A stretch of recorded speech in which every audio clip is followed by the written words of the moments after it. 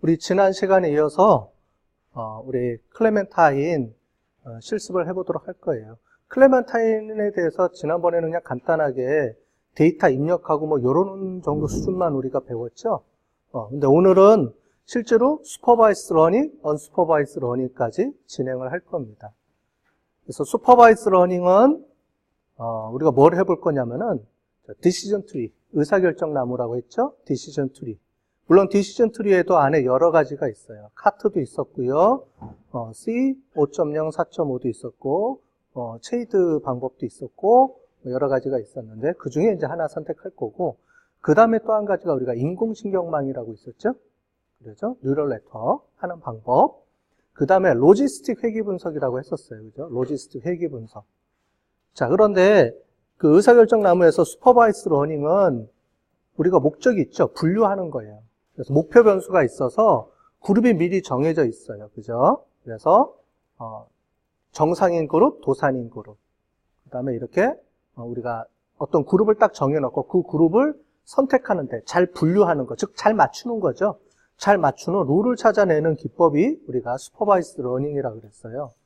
그 중에서도 의사결정 나무 트리를 이용해서 할 수도 있고, 그 다음에 뉴럴 네트워크를 할 수도 있고, 그 다음에 로지스틱 회귀 분석을 할 수도 있고. 목적은 전부 다 이제 분류해 주는 겁니다. 분류해 주는 거. 그래서 오늘은 첫 번째 시간은 그 분류해 주는 거를 우리가 해보면서 과연 그 세 가지 중에 어떤 거를 쓰는 게 가장 정확도가 높으냐라는 거를 오늘 해볼 거고요. 또 한 가지는 그런 분석을 하는 걸 이용을 해서 결과가 나오면 그 결과를 가지고 우리가 어떻게 활용할 것이냐. 그래서 what if 분석이라는 게 있어요. what if 분석. 만약에 이런 조건이 바뀐다면 어떤 현상이 발생하지? 라는 걸 우리가 분석하는 거를 what if 분석이라고 합니다. 그래서 what if 분석하는 정도 수준까지 우리가 한번 해볼 거고요. 첫째 시간은. 두 번째 시간은 unsupervised learning은 우리가 장바구니 분석이라고 부르는 그 연관성 분석, association rule 분석을 해볼 거고, 그 다음에 클러스터링 기법을 이용해서 우리가 그룹이 정해져 있지 않을 때 그 그룹을 잘 정하는 방법을 우리 해보도록 하겠습니다.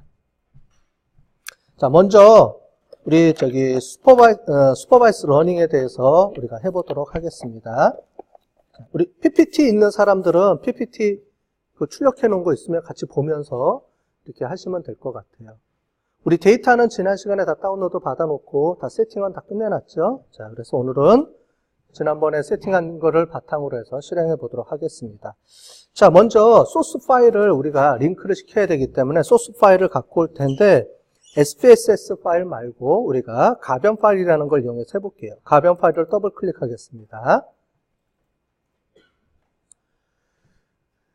자, 밑에 가변 파일 소스 있죠? 가변 파일을 더블 클릭해서 실행을 해보도록 할게요.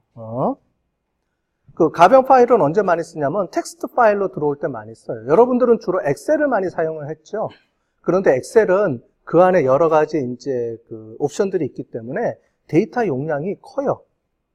그래서 보통 우리가 기업에 들어가서, 물론 기업에 들어가서 간단한 정도 데이터 건수 같은 경우는 엑셀이나 SPSS나 이런 파일을 갖다 쓰지만 용량이 너무 클 경우에는 그거를 이제 데이터베이스로부터 텍스트 파일로 다운로드 받아요. 쉼표나 아니면 탭을 이용한 그걸로 다운로드 받습니다. 용량이 커질 때는.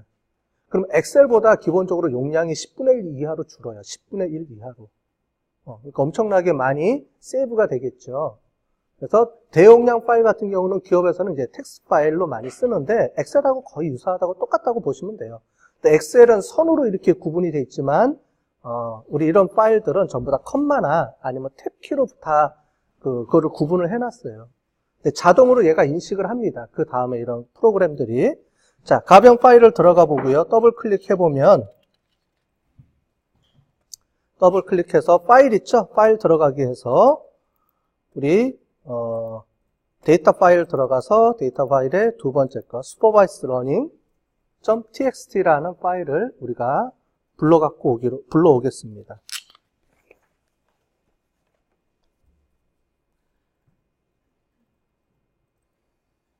자, supervised learning 파일을 txt 파일이죠? 그래서 얘를 열기를 클릭하면 여러분들 보시는 것처럼 표처럼 선이 막 그어져 있지가 않죠? 그래서 지금 이 파일은 탭으로 구분되어 있어요. 조금 있다가는 쉼표로 구분되어 있는 걸 한번 해볼 거예요. 조금 있다가는. 어쨌든 탭이나 쉼표나 이런 걸로 구분을 시켜 놓습니다. 그래서 여기는 지금 탭 키로 분석을 해놨어요. 그래서 쭉 보시는 것처럼 됐고, 여기 필드 수 지정을 체크해 볼게요. 우리가 필드 수를 정해놨습니다. 이제 나중에 세보면 알겠지만, 이제 이게 21개예요. 21개의 필드로 고정을 시켜 놓는 거예요.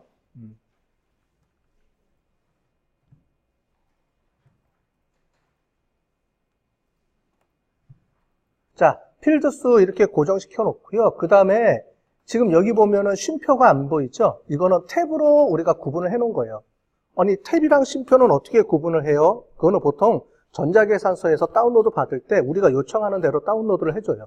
그래서 탭으로 좀 나눠주세요. 아니면 쉼표로 좀 나눠주세요 하면은 전자계산소나 이런 정보처리처에서 데이터베이스에, 기업은 데이터베이스에 데이터가 저장되기 때문에 그걸 다운로드 받을 때 이렇게 탭이나 쉼표나 이런 걸 자체적으로 알아서 구분해 줍니다. 우리가 요구할 수도 있고요. 아니면 그쪽에서 다운로드 받아서 우리한테 줄 때 이거는 탭으로 해줬어요. 아니면 쉼표입니다. 알려줘요. 그럼 이제 그걸로 해주면 되겠죠? 자, 이 탭이니까 요 밑에 보시면 탭이라고 체크되어 있는 거 있죠? 요걸 체크해 볼게요.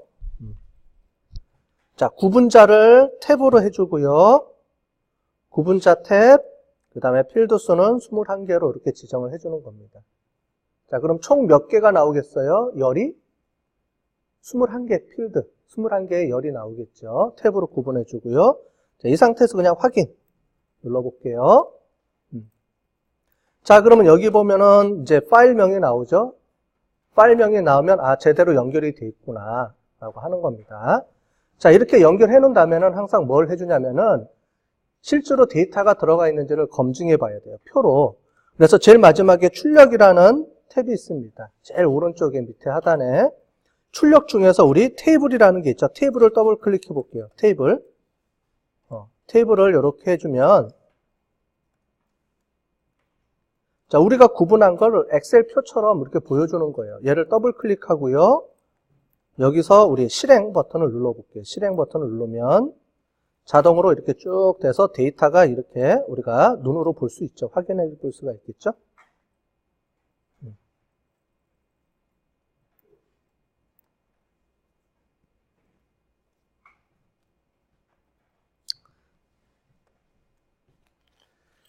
자, 우리 눈에 이렇게 확인이 됐죠?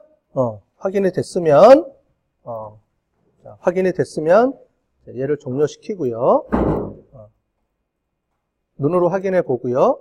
그 다음에 다시 데이터를 체크합니다. 데이터를 이렇게 체크해 주시고요. 이 상태에서 우리 필드 작업 들어가서 유형이라고 있어요. 필드 작업의 유형. 뭐냐면 데이터 중에서 우리가 원본 데이터를 받았기 때문에 어떤 거는 쓸 수 있는 게 있고 어떤 거는 쓸 수 없는 게 있고요. 또는 우리 목적에 따라서 인풋 변수도 있고 출력 변수도 있고 아니면 인터랙션 변수도 있고 그래요. 그걸 세팅해 주는 겁니다.